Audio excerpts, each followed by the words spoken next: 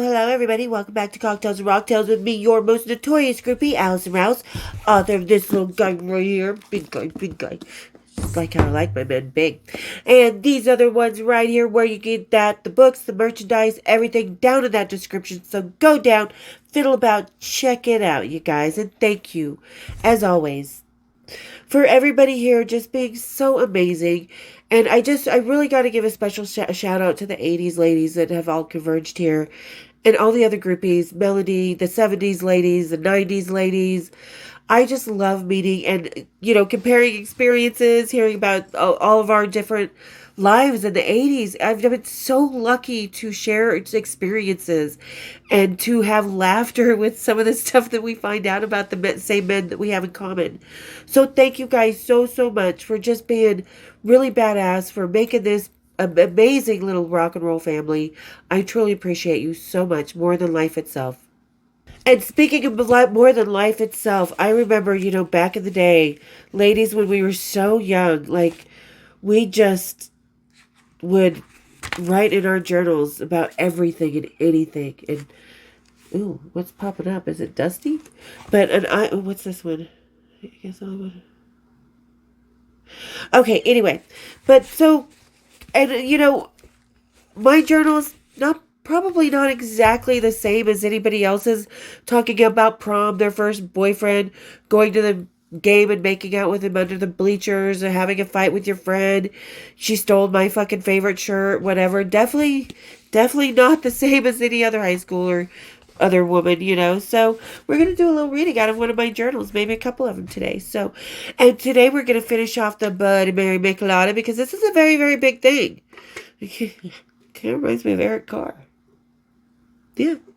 But yeah, so it's a pretty big thing. So I can't drink that much anymore. So, all right.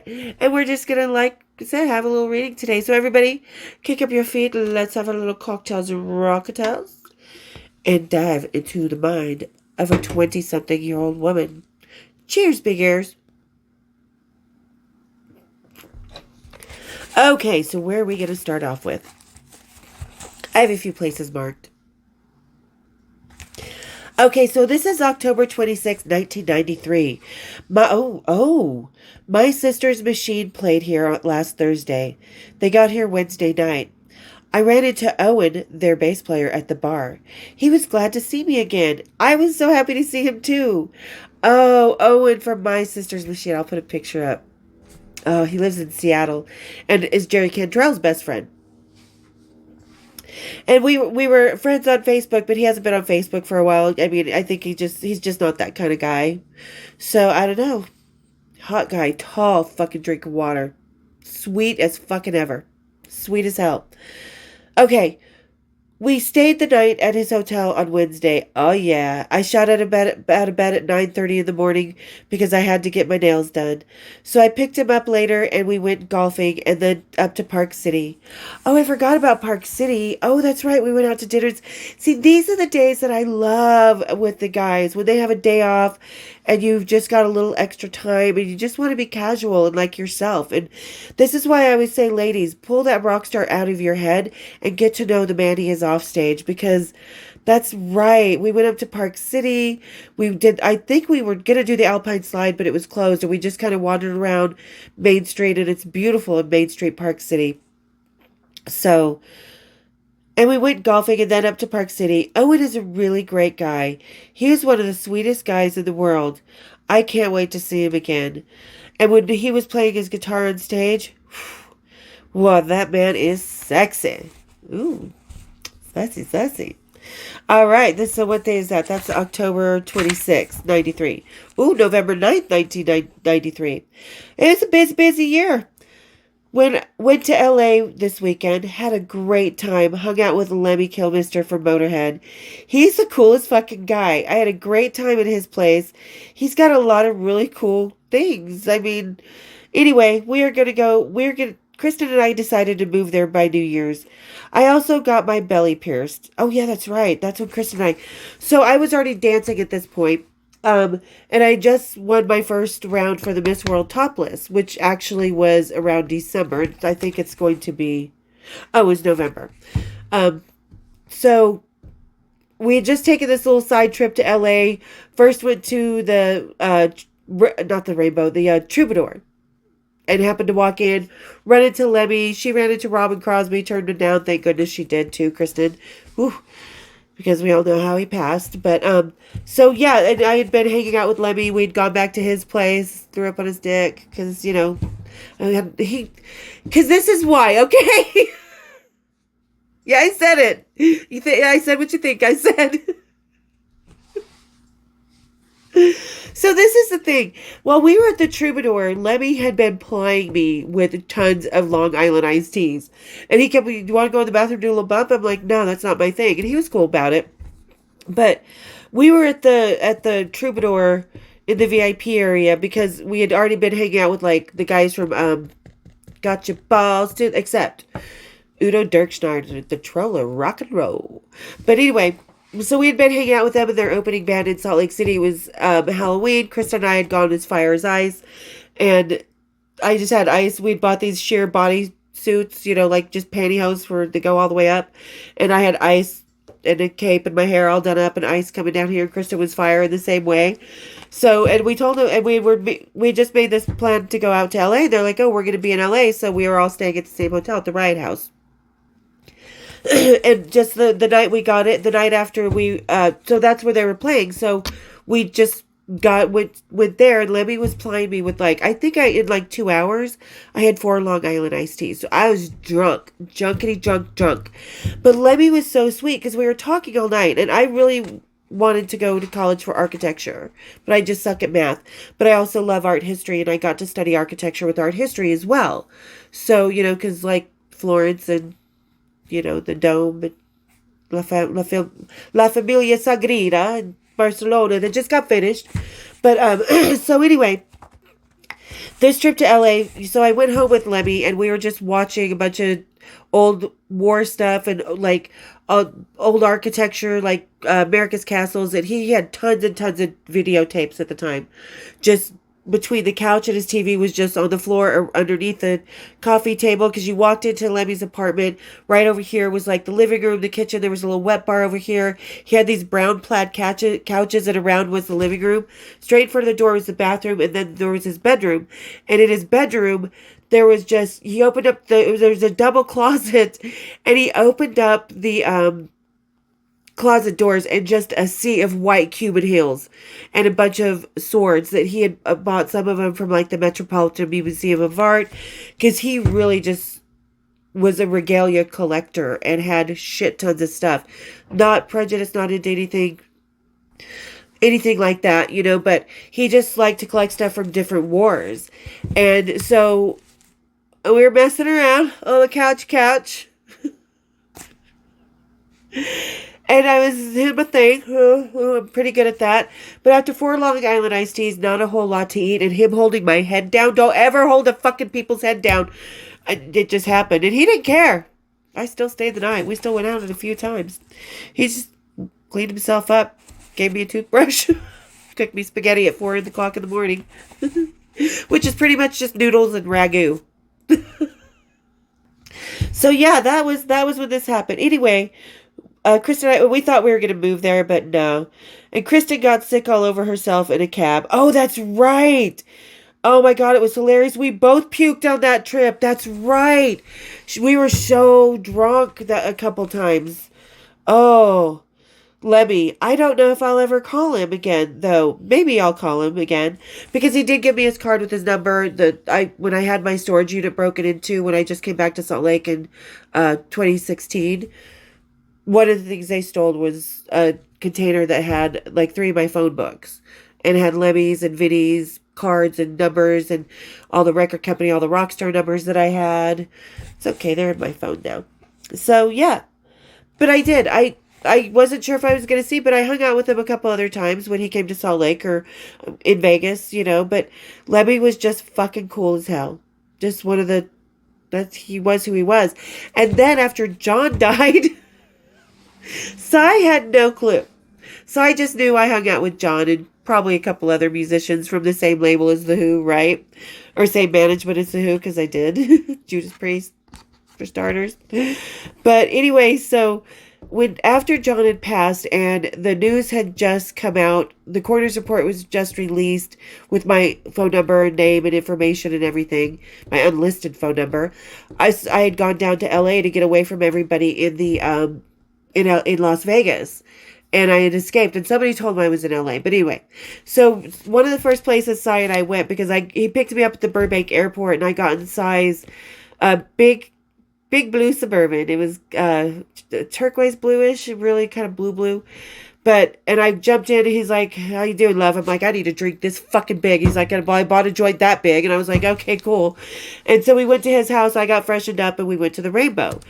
And who was there but Lemmy? So Lemmy came over, sat down at the table because he was good friends with Cy and John and everybody. And Lemmy didn't have a clue. He knew who I was. He was like, "Hey, darling." And Cy was just like, "You know Lemmy?" And I was like, "Yeah, man, Lemmy and I met." So we kind of gave each other a kiss. He's like, "How you doing, girl?" Put his hand on my ass. He was like, "I'm glad you're in town." Getting all, I'm like, "Yeah, this time I won't puke on your dick." But anyway, so as we all sat at the table, Lemmy kind of sat there for a second, looked at Cy's, because the news was just breaking that, yes, there was really a woman, her name, who she was, and Lemmy had not put two and together. They were trying to find me, and so Lemmy looks at Cy, smoking a cigarette. He's like, "So, what about this bud that was with John?"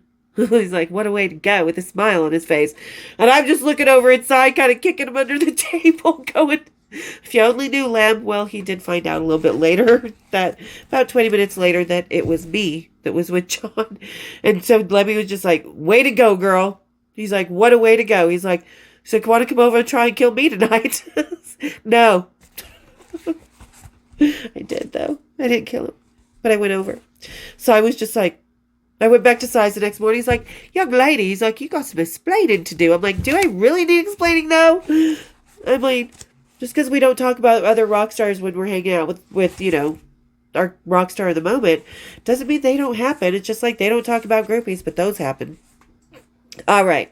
So November 21st, 1993, competed in the Miss World Topless competition this past week, came in 10th, got a few job offers from Pure Platinum and Centerfolds and Penthouse, and that was exactly what I wanted. Gene Simmons, Vince Neil, and Diana Ross were all judges. That's right. I forgot about that.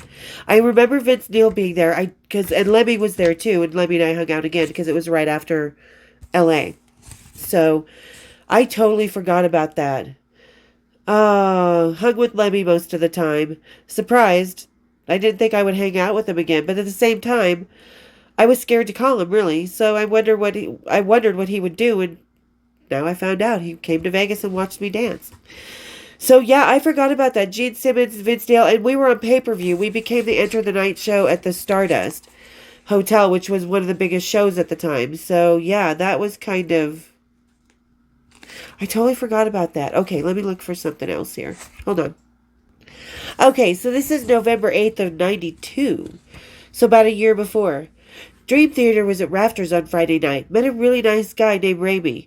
Hi, Raimi. I remember you, Raimi. I think we're friends. We're friends on Facebook. Long brown hair, brown eyes. He's so fucking cute. He's a roadie, but he was hot as fuck. And I had been around Saigon Kick before, or not Saigon Kick, Dream Theater, and they were friends with this other guy from Frank Arsty from Fate's Warning that I was seeing at the time. So couldn't sleep with any of them and really didn't want to. They were all kind of vanilla. So Raimi was fun though. He is so fucking gorgeous. Really. What did I write? Sweet too.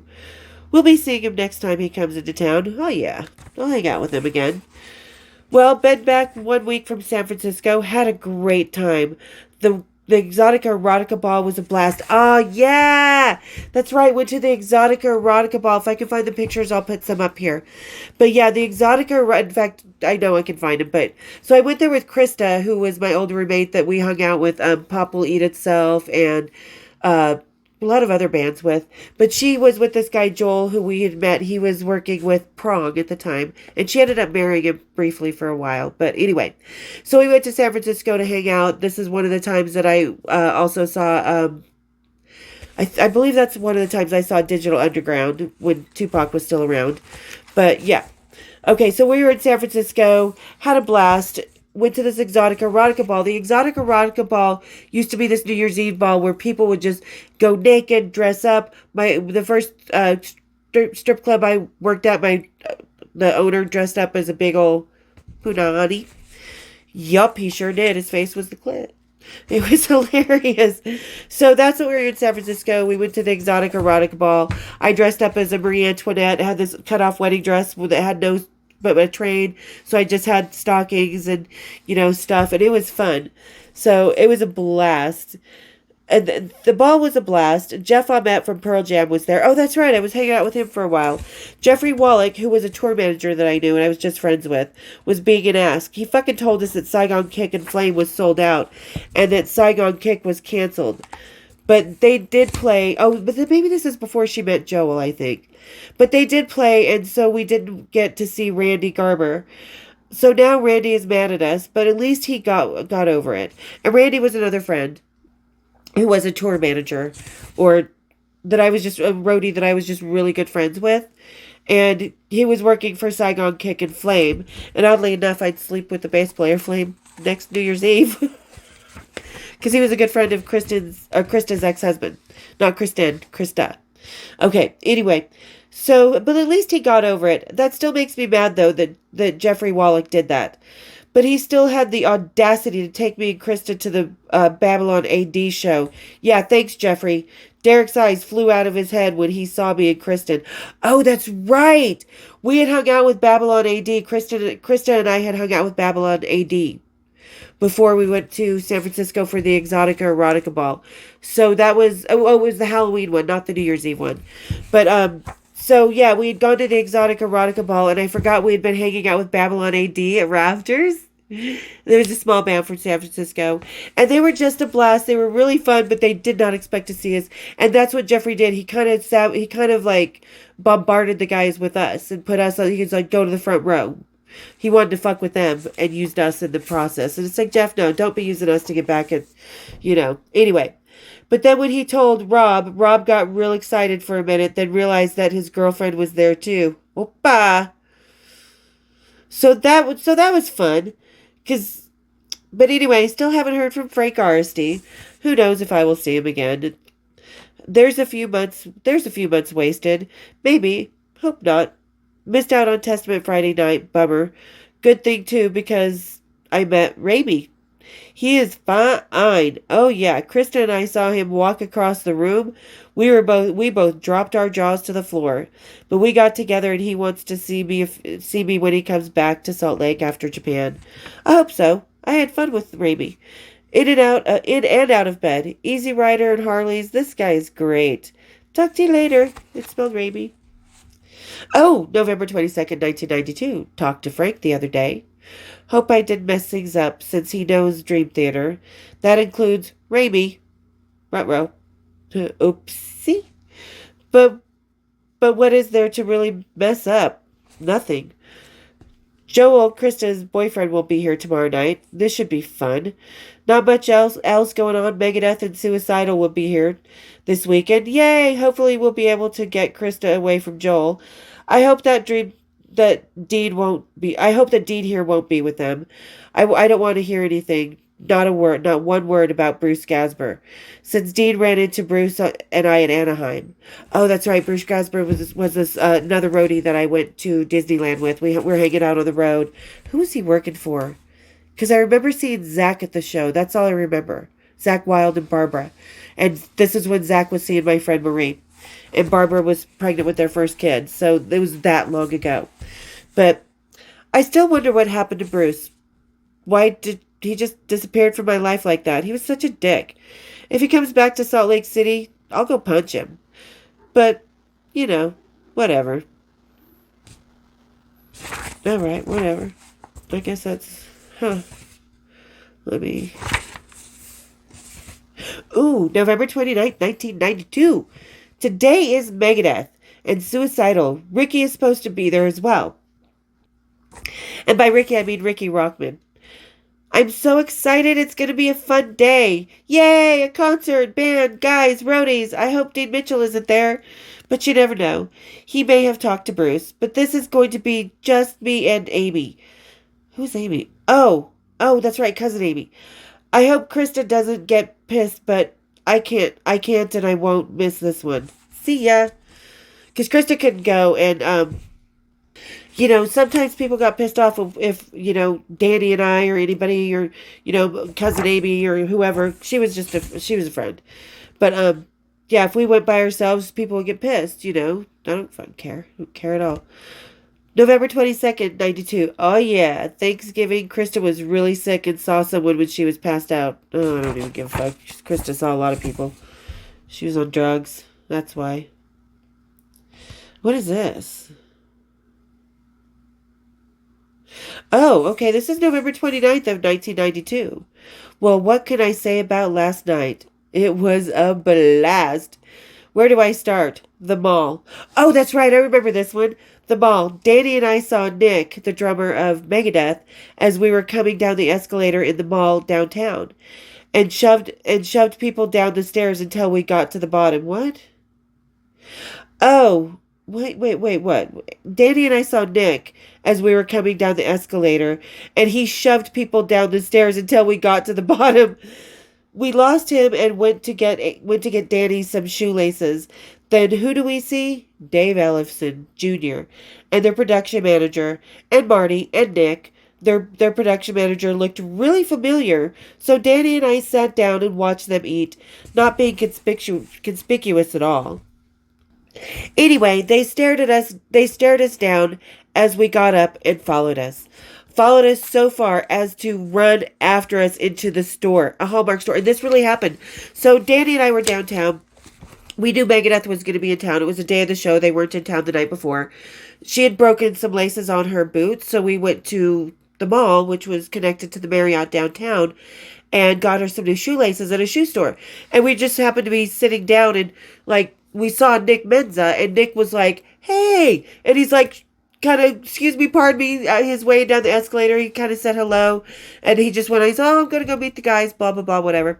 So we were sitting down, and Danny's putting her shoelaces in, and she's tying her shoe, and we look over, and there's Mike, the one who, the original, if you heard the Dave Mustaine story when I first met them.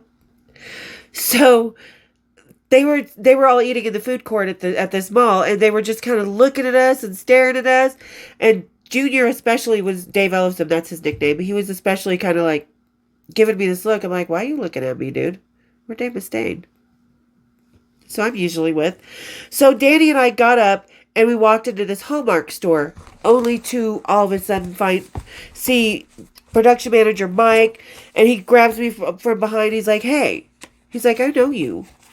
Okay, so where are we? Let's see. So, and as far to run after us into the store, Mike came up to us and saying, I know you. I was like, yeah, same here. So anyway, we step outside, and I look over, and here's Junior just sort of sitting there all sheepish. He's like, hi, Allison, I remember you. Do you remember me? Hi, Allison. I was like, yeah, I remember you. I'm like, how do you fucking care about me? I've been fucking your lead singer. Okay, so where was I? Sorry, I had to stop. I had to blow my nose. My fucking allergies. Anyway, so Mike came up to us, says, I know you, and then Junior was standing there. He's like, hi, Elson, remember me? I remember you. Remember me? I'm like, yeah. And Amy's over, or Amy. Oh, fuck. Sorry, I was thinking about cousin Amy. Danny. Danny's just sitting over there talking to Nick and to Marty and stuff, because we had actually first met Marty in LA when we were out there with Dangerous Toys when they were playing with the Cult on New Year's Eve to 89-90. So we knew Marty before he was in Megadeth. So she's just down there talking to Nick and them while Junior's like, I remember you. So anyway, we step outside of the store, and all these people came up to them and asked for their autographs. They grabbed us, and Nick got stuck signing. The boys grabbed us and ran, and Nick got stuck signing. So fans were chasing them, and they were chasing us. And then we ran over to the Salt Palace with them and proceeded to play. I did a little dance for the band, but ended up in the shower fucking Junior. Of all the guys, I liked him though. He was really sweet, for real. So Danny and I got all access passes and babysat all night long by their tour manager, and also having to find someone to do Dave Mustaine. Yeah, Yeah, no one liked him. But anyway, I walked up to Robert Trujillo from Suicidal Tendencies just to talk to him because I had already known Suicidal Tendencies. Robert Trujillo. Oh my God. You guys know him as Megadeth. I knew him in fucking Suicidal Tendencies because I used to sleep with their guitar player, Mike Clark. So I walked up to Robert Trujillo from Suicidal Tendencies to talk to him, and Megadeth just happened to walk out to the stage at that moment while I was talking to Robert. Junior freaked out and started pointing at me from the stage. Mike started shining the flashlight in my direction. Then Danny came up to me and with Mike, and Mike says that if you want to stay around, if you want to stay, what? Mike says that if you want to stay around anyone from Suicidal Tendencies, you're off the program. And Robert said, nice to meet you, nice to see you, and left. But I guess everyone knew we were with the band. Nobody could touch us, but luckily Mike wasn't pissed and Junior kept his eye on me from the stage. Because Junior, he had stolen me away from Dave Mustaine that day. I walked off the stage. This is something you never ever fucking do. I walked off the stage, went down to say hi to Robert. Who was the drummer? The drummer from Suicidal was there too. And I was going to see if I was going to say hi to Mike Clark, right? Because they were all coming out. And just right as I did that, Danny came over with Mike. He was just shining that flashlight. He's like, Junior says, get your ass back on the stage or you're off the program. That's what was actually said. Junior says, get your ass back on the stage or you're off the program. So I was like, okay. Walked right up back to that stage. And there is Junior playing his bass, just doing this dirty look, like he was pissed, because it's like, dude, shut the fuck up. You just told me from your lead singer. Don't give me that look. Whatever. But it felt kind of nice to be fussed over. Like that. It felt really good, actually. So the end of the show, we were told to wait by the meet and creep room. We were like, no thank you. We'll wait outside in the hallway. I was ready to leave when Danny talked me into staying. Junior walked out of the meet and creep, and I said bye. But he was like, no, it's not time to go home yet. Come with me to the dressing room. I want to spend some more time with you. But, I mean, he was like, you have the most beautiful eyes. Yeah, whatever. Then he was running to everyone he could, asking them some weird question, like, what's going on? Why he kept running away. Okay. So, and then I heard their tour manager, Mike, say, Junior, why don't you go to the source, while pointing at me. So Junior comes up to me and asks if I have a condom. You spent 20 minutes running around to other people to ask them for a condom, Junior? Shh. So I said, yeah, I have one. And we have an empty, and of course I had a condom. I'd never leave the house without condoms back then. So finally we found an empty room, did our thing, and talked. And had sex and talked is what I wrote. He was just too cute. And I actually liked being bent over for once. Dave did that good.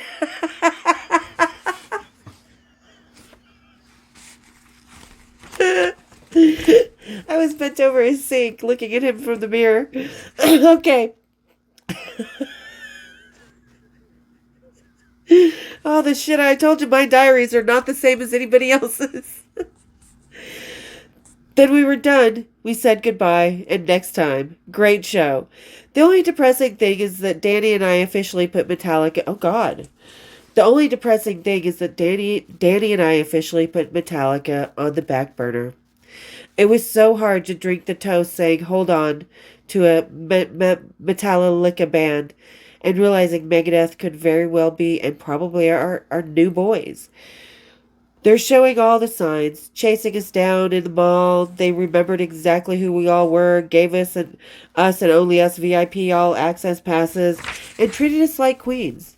And Junior was just too much fun, too. Even Dave Mustaine was amusing me with his attitude. Oh, that's right. Because Dave and I have always just had this because we're both Virgos. So he was like, hey, anybody, he was getting ready to go in the meet and creep room. And he's like, hey, anybody have a Sharpie? So I was like, yeah, I do. Because groupies, we carry Sharpies because never know when the rock star needs to sign somebody's autograph. So Sharpies. So I was like, here, tossed a Sharpie. And he had his glasses on. So it bounced off the lens of his glasses. He's like, ah. Mike, go get her. She's trying to kill me. She's beating me up. And we were just joking, like Dave and I. That's right. I totally forgot about that. Totally. He's Dave was amazing, was amusing me with his attitude. I'm going to poke his eye out with a Sharpie. Whoever would have thought?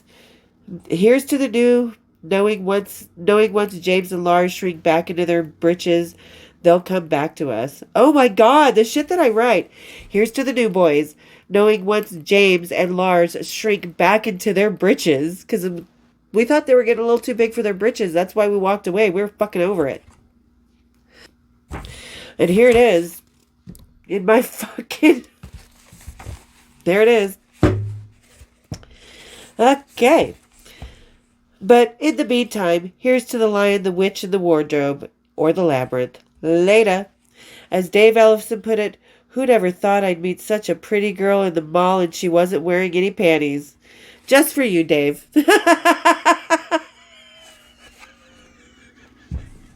When did I ever wear panties like that? Should be shocking.